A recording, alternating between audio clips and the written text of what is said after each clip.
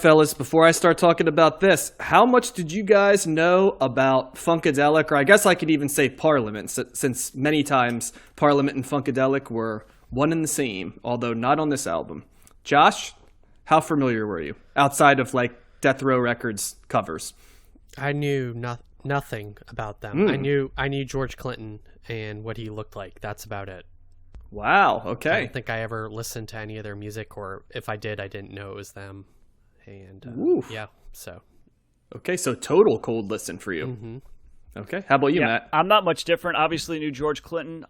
P-Funk is also a word that comes to mind. I don't know if that was like the short term for Parliament Funkadelic. That is the combination of Parliament and Funkadelic when they played together, because they were two separate bands. Okay. I didn't know that, so I'm interested to hear more about that. Okay. But I did know Can You Get to That?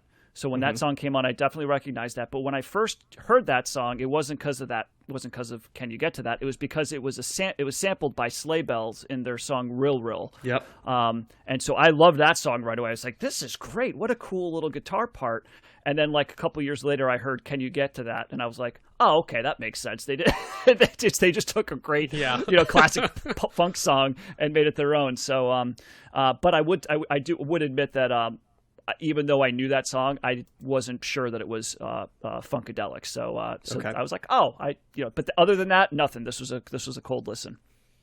God, so like you can't have listened to hip hop in the 80s or 90s without there's like a holy trinity, right? There's Funkadelic and Parliament, there's the Isley Brothers, and then there's late 70s Diana Ross. And basically, if you were listening to anything from Death Row Records, not to mention the Beastie Boys and stuff, you heard Funkadelic and Parliament being sampled liberally, in the same way that like Diana Ross's 70s catalog was pilfered by Puff Daddy in the Bad Boy era, right? And then everybody sampled the Isley Brothers, like literally everybody. So, and we're gonna cover albums from the Isley Brothers. I don't know if we have a Diana Ross album though, but perhaps we could add that in as like a bonus one, just so we can truly get the holy trinity of samples. And other groups have been sampled along the way too, but including a lot of new romantic groups that we're going to talk about later in the 70s, interestingly enough. But, we are not getting a Diana Ross album, John. The highest ranked album she has is 519 in the 1980s, so that ain't happening. That's disappointing. Yeah, I think that album is on the Rolling Stone record, so I think we're going to do a cold listen on her.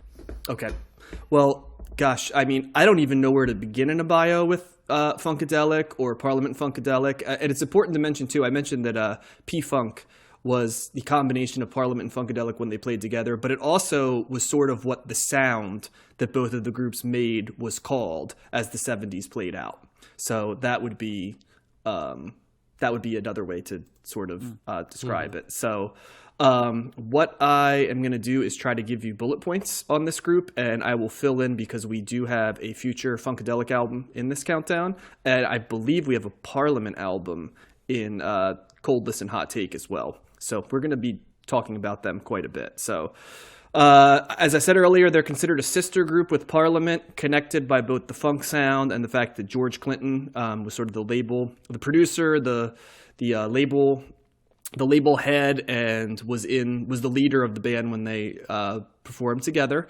The music of Funkadelic is often described as the evolution of black rock and roll music that a lot of people trace to Jimi Hendrix, and also to a lesser extent what Sly Stone was doing at the end of the 60s. Although by the time we hit this time period for Sly Stone, he's doing a lot different stuff, which is going to be interesting because we cover him next week. So I'll save that for next week. But the Parliament was sort of known for playing pure funk with some socio-political commentary over top of it, while Funkadelic would get into that, and certainly Parliament Funkadelic would. Funkadelic at the beginning was known as sort of a more rock and roll outfit. At least that's rock and roll with elements of funk and soul built into it, but they thought of themselves as a rock and roll band. Here's sort of the background of Funkadelic is fascinating. So they were originally the support band for George Clinton's doo-wop group. How about that? George Clinton doing a doo-wop group. I didn't know that. I think people underestimate how much that doo-wop and early sound was so influential on all the artists of the 60s, even people you would never, because, you know, we saw some of that in the Velvet Underground, certainly the Beatles. It really did influence a lot of folks. And I think that because it kind of got the rep of being uncool, you know, because a lot of the singles were of it, I think it's really underappreciated how many artists started in doo-wop groups or listened to doo-wop and sort of took it in a different direction. But yeah, so he had a doo-wop group.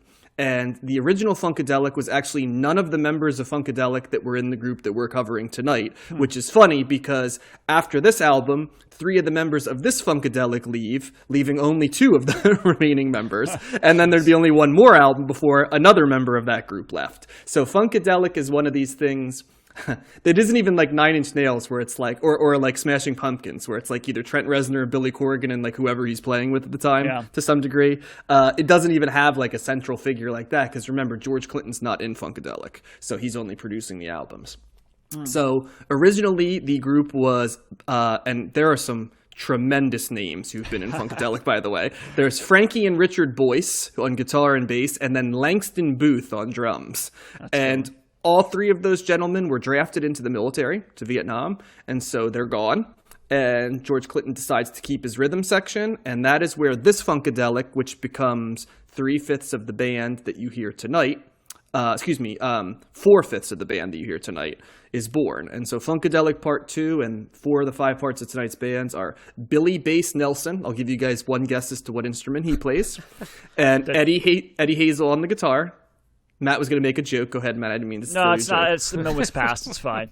Gotcha. Okay, sorry about that. I'm not normally a big bio guy, so I'm plowing through this like it's ahead, John. It's all good. Like it's. Have you ever seen Election? Yeah. Have you ever seen Election where they have the quarterback runs for president, and you know he reads the speech as fast as he can? Yeah, that's why I feel like I'm doing this bio. So there's Lucius Tall Ross on rhythm guitar and Ramon Tiki Fullwood on the drums.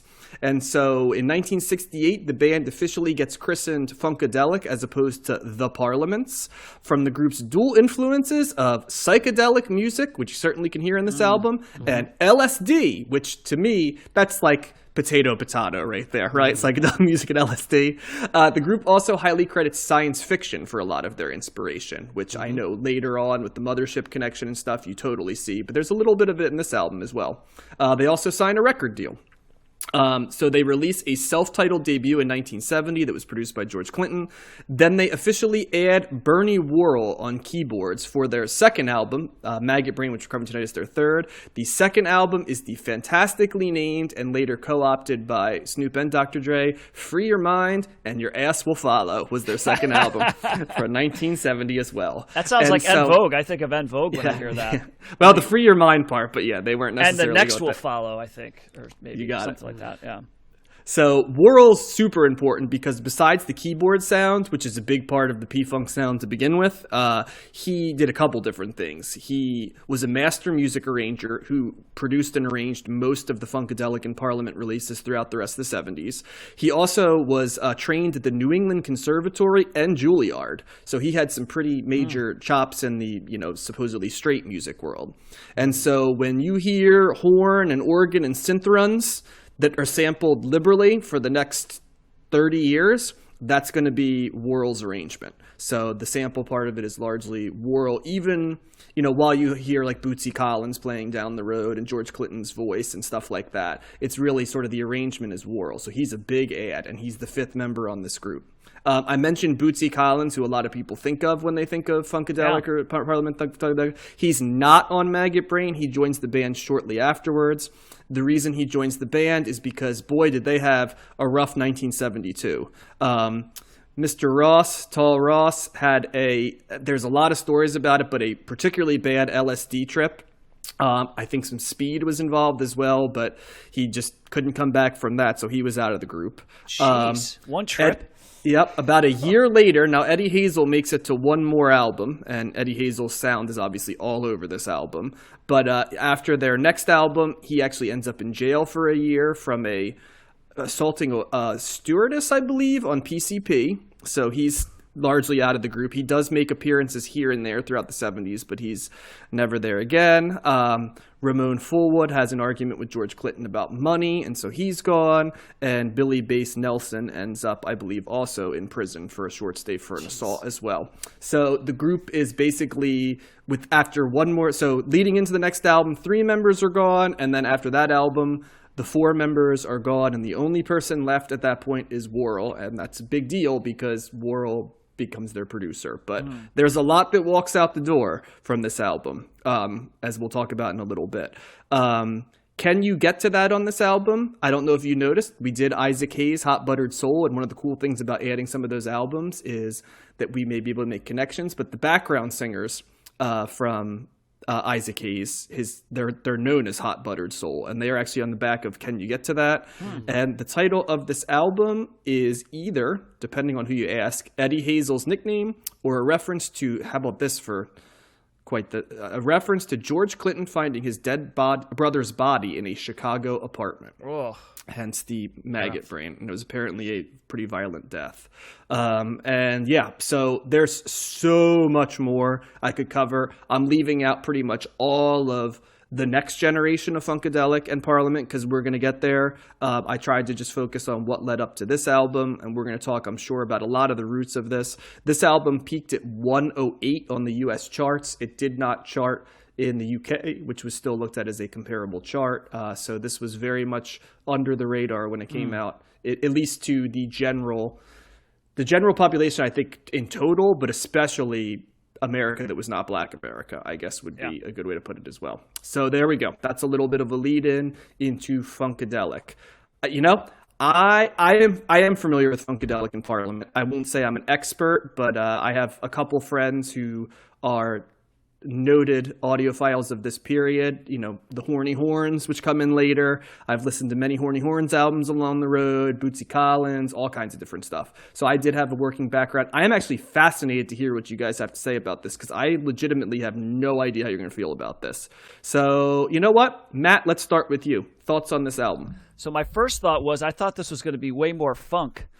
This rocked out more than I thought. And so when you said, John, that this band was more into the rock elements, that certainly plays out in this album. At this point, they considered themselves to be the rock and Parliament to be the true funk, and then they fused. Yeah. Now there's definitely funk in here, but this reads to me much more of a rock album with funk elements infused, here and there. So the first track was fascinating. Eventually, I really like it. I do think it's too long. I would probably cut it in about half. The Maggot Brain opening track is just this really, it's a really pretty kind of psychedelic guitar solo, and it's done over this walking kind of like, note like finger picking structure that's in the guitar in the background, and it's very pretty. It's very I don't know if there's pain. It's almost like a jazz. It's almost like a jazz artist, emoting their, through the instrument is kind of what I was feeling through that song. It's fascinating you say that, Max. I forgot to add 2 things that I think will add context. One was that mid-70s Miles Davis very much credited Eddie Hazel's guitar as being something that inspired him later in the decade. Yeah. And the second thing is George Clinton gave specific instructions to Eddie Hazel before going out to play like you just found out your mama died and trying to figure out what your life will be like as you reconcile that was his exact instructions. Yep. Yeah. Well, you can kind of hear that. So I really like the first half of that. I think it's very beautiful. And then he kind of stops playing and he kind of takes in a little bit of a different direction.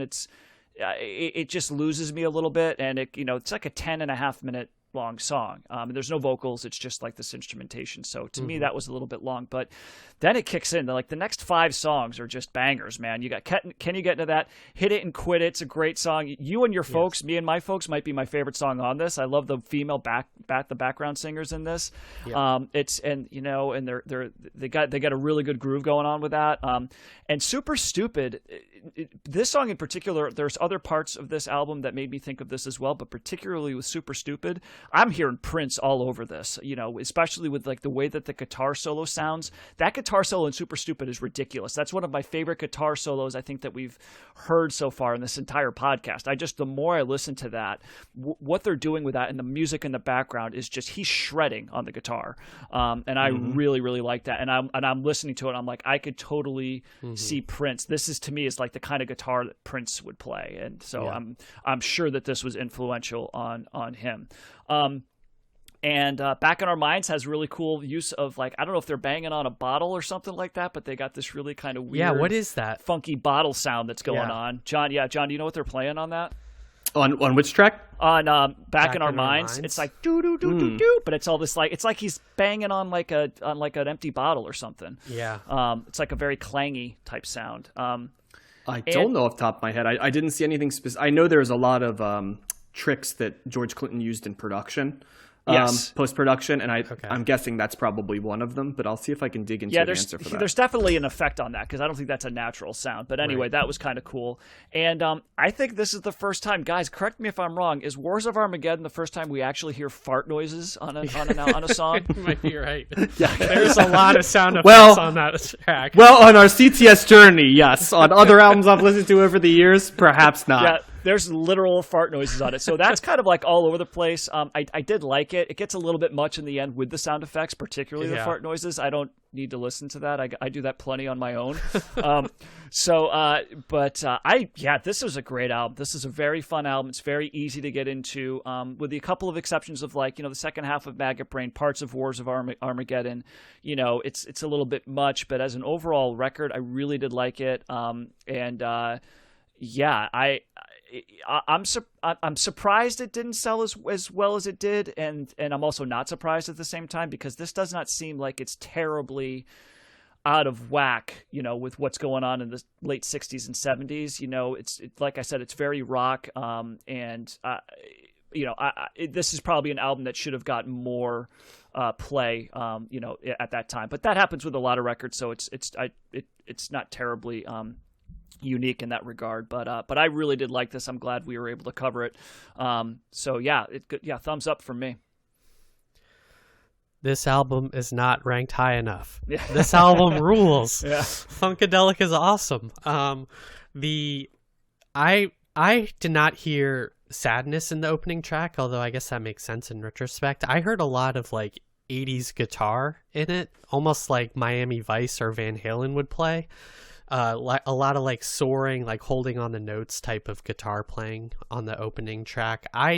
That is the type of long song that I want to hear. Stuff that like varies. I'll just take an instrumental wailing guitar all day.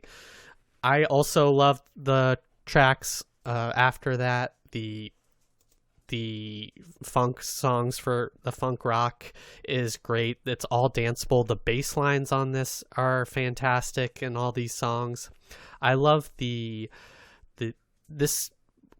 along with the backing singers. I feel like there's a lot of great group dynamics to the song. I feel like there's some give and take there, or they're like sharing the load equally, or they each get their moment to shine. I think I felt that way too with Sly and the Family Stone. It must just be something with these types of groups.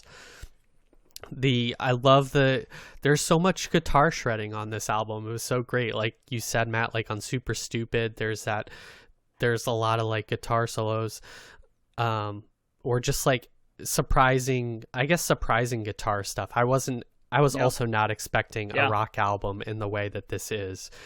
And I guess Wars of Armageddon is probably my least favorite track on this album, just because of the like excessive amount of sound effects, but it's also interesting. It starts out interesting, although I think you get the point probably about halfway through or so. I did not listen to the bonus tracks that were on Spotify.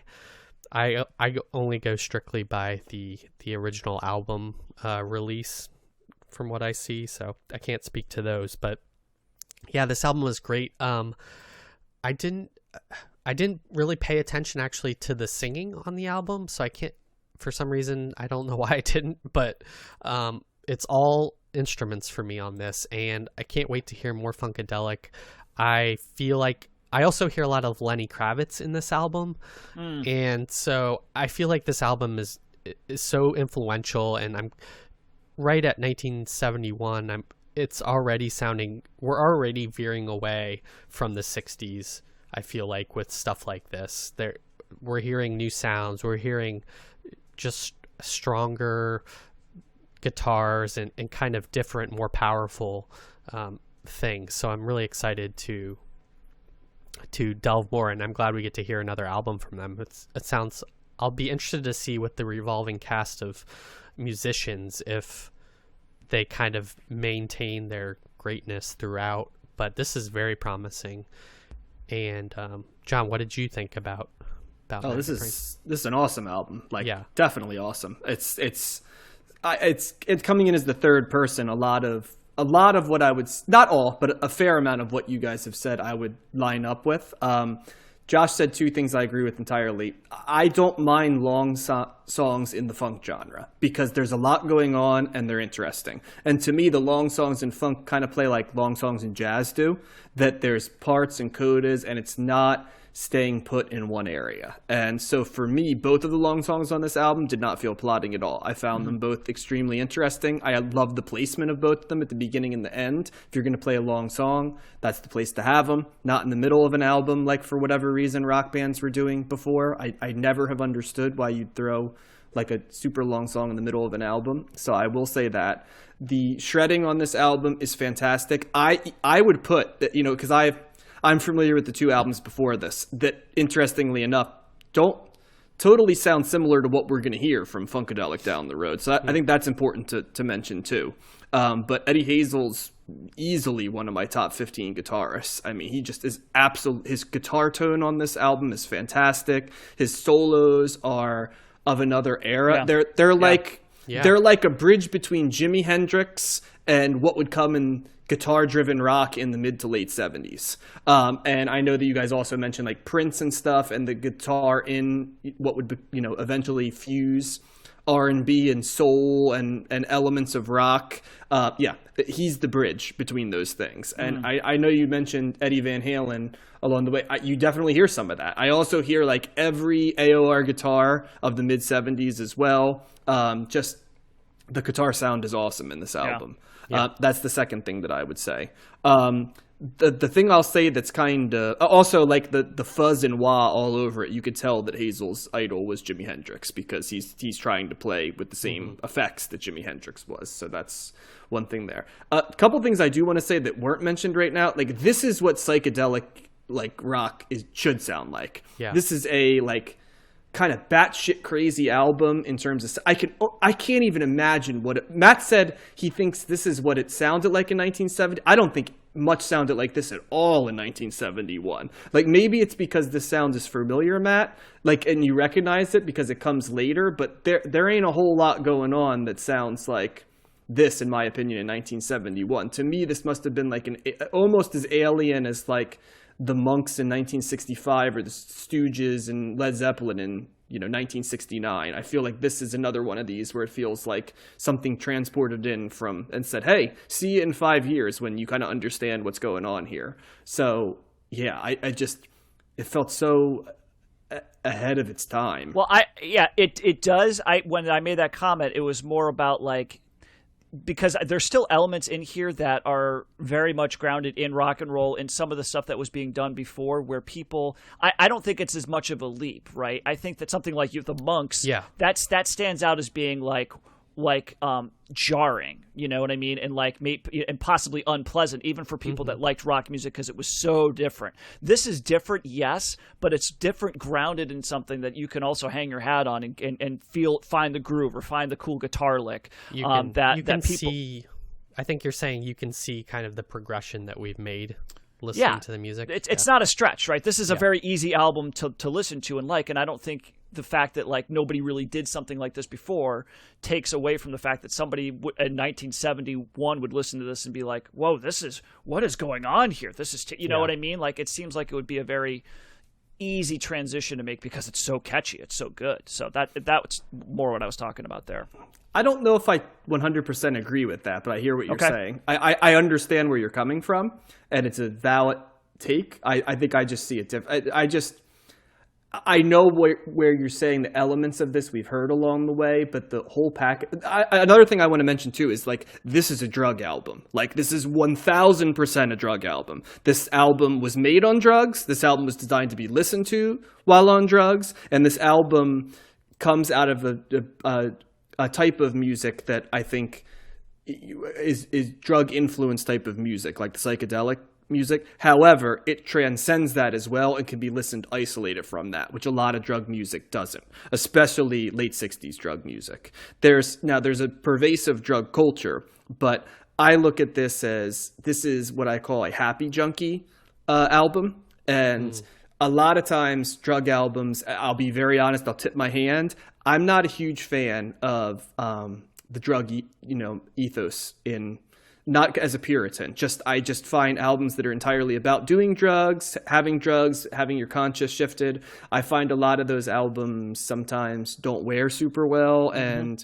we'll cover some in the 70s, and there were quite a few in the 60s, and there's plenty of albums in the 80s and 90s. But this is one of the few drug albums that I felt like actually made you want to have the trip with them as opposed to avoid the trip at all costs, either because they're telling you how terrible it is or because it might be numbing them, right? This is sort of like a different byproduct of that. It also goes into like interracial, that's basically interracial relationships is covered on this album, and the lyrics were very interesting, I thought, from you and your folks, me and my folks. There's sex songs, there's science fiction songs, there's quite a few drug songs. So there's interesting lyrical content. But yeah, I really like this album. I think it kind of is an interesting one because you can see how influential it is, but it's also going to be funny for you guys to hear where Funkadelic and Parliament go because they themselves leave this behind and everybody else sort of picks it up and runs with it. This is interesting.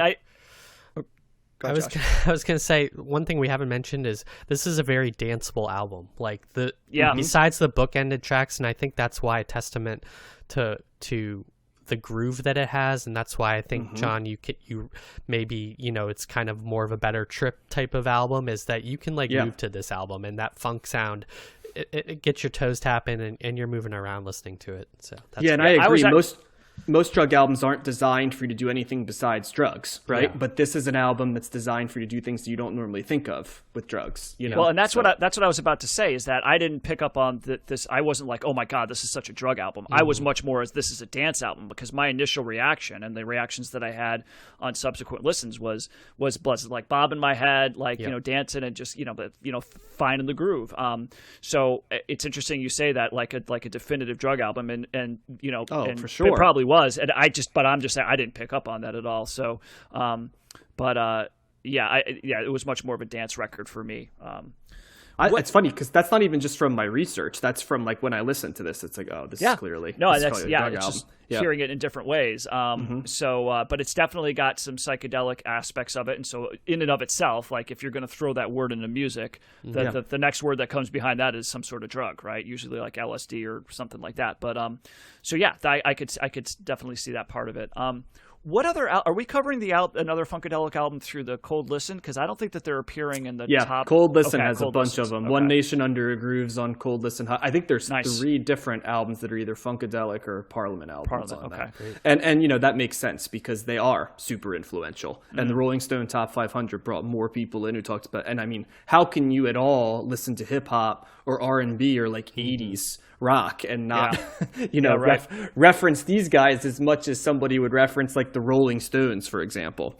So I'd argue that you hear more of what Funkadelic was in modern music than you hear of, say, the Rolling Stones, and that's no knock on the Stones, but you know what I'm saying? Like if you're looking at lineage. I would also probably know Funkadelic from samples and not even realize it for most of these songs, I'm guessing. Well, it's like, have you listened to like Massive Attack and stuff as well? Like you can see significant evidence of that type of that electronic music in the 90s. There's elements of what that sounds like from this too. So they even delve outside of what would be called black music, right? And into, like I said, the soaring guitars of like AOR in the 70s, 80s pop, 90s electronica. They're all over the place. What? So those times where you say AOR, my mind goes to OAR. Wait, no, not OAR. That's totally different. AOR stands for album oriented or Album oriented rock. Album-oriented Just rock. big guitars, Yeah. big hooks, big choruses designed to be played in front of like